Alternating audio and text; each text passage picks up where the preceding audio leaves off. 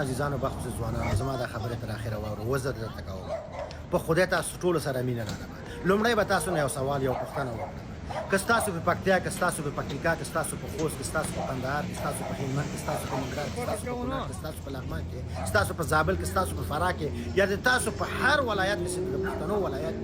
یو روسای راسي یو امریکایي راسي یو پردی راسي او بل اخره شارپین واچي یا په زربراني کې وګرځي یا په نیکر کې وګرځي یا په پتلون کې وګرځي ستاسو څومره حساب خرابي طبیعي خبره ده ځکه ستاسو د کلتور او فرهنګ خلاف کارونه کوي نو حین شکل په دغه اروپا کې په دغه امریکا کې یا په دغه نور بهرنیو هیوادونو کې که تاسو د دوی د فرهنګ او د کلتور خلاف کالي واچوئ دغه زمونږ او تاسو کمیس او پرتوګ واچوئ غټې لونګۍ ووهئ پکولونه واچوئ پلنګي پتلونونه واچوئ بالاخره وروره ګوله واسکټونه واچوئ وحشت خپور کوئ جنګونه وکئ توهینونه وکئ دغسې ډار خپور کوئ د دوی بدې راځي د تاسو د لاسه دلته باعزته کورنۍ شرمېږي باعزته افغانان شرمېږي دلته خلک درسونه وایي تجارتونه کوي کارونه کوي ژوند کوي په سوکالۍ خو د تاسو د احساساتي هلکانو د لاسه دلته وګوره څه رقم غویمه هم شروع کړې ده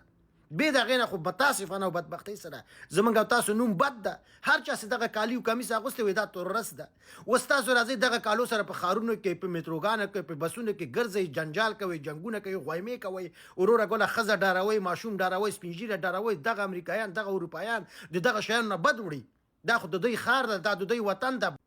بدې کړي چې موږ او تاسو ته اسناد درکړي دي وروره ګوله لیسنس یې راکړی مسجدونه راته جوړ کړي مکتبونه راته جوړ کړي ښځینه ورته ماشومانو ته وروره ګوله وړیا ډوډۍ ورکوي خدمت یې کوي مینه موږ او تاسو سره کوي تاسو راځئ دا خلک داسې ډاروئ او وروره ګوله دا نه ټول افغانستان د ټول افغانان وروره ګوله په شرمونې شرموئ په زرهاو زرهاو عریضې وروره ګوله خلکو دولتونو ته کړي دي چې دا څه رقم انسانان وایي تاسو په دغه امریکا اروپا او په دغه بهرنیو هیوادونو کې راوستي دي ولې دا خپل ژوند او دا نور افغانان تنګوئ ولې دا کار کوي چې ټول ډیپورت کې ټول وروره ګوله په موږ سره زیاتی وشي بیا که یو کار وشي ولا وایي موږ افغانان هم انسانان یو دغه نور ولې دومره ښه ژوند لري او موږ د خلک ځوروي خو انسان غوندې باید ژوند وکړي که دغه شی نه خوښېږي دا ښارونه ډار خپروئ بدماشي کوئ زور زیاتی کوئ خو بیرته لاړ سئ نو دا کار چې تاسو نن وکړه په دغه اختر په ورځ دا کم پردی کولی شي په افغانستان کې دا کار وکړي خو وژنئ که نه خو دغه خلک هم انسانان دي دوی باندې خپله خاوره ګرانه ده خپل کلتور ګران دی خپل امنیت ګران دی خپل ارامتیا ګرانه ده تاسو راځئ د هر څه ورته ګډ وډ کوئ زما مقصد توهین و تحقیر نه ده په خپل ځان رحم وکړئ په خپلو افغانانو رحم وکړئ صدقه موسم زار موسمه که ډېر او لومړی خو زه تاسو ته وایم دومره چې په ما باندې د خپل کلتور او خپل فرهنګ او خپله جامه ګرانه ده ولا که تاسو یو باندې ګرانه وي خو زه په خپل ځي کې اغوندم په خپل مجلس کې اغوندم په کوڅه کې نه ګرځم دې کالو سره په بس کې نه ګرځم دې کالو سره دوکان ته نه ځم دغه کالو سره سم صحیح وروره ګوله پاک پتلون اغوندم د دوی غوندې ځم یا دغسې شی اغوندم ځم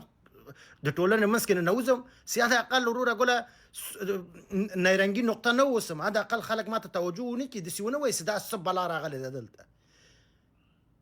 څه مې چې غوښتل انشاءالله پوه شوي به وایي دا خبره زه عذرانه کوم دا خبره زه داسې نه کوم چې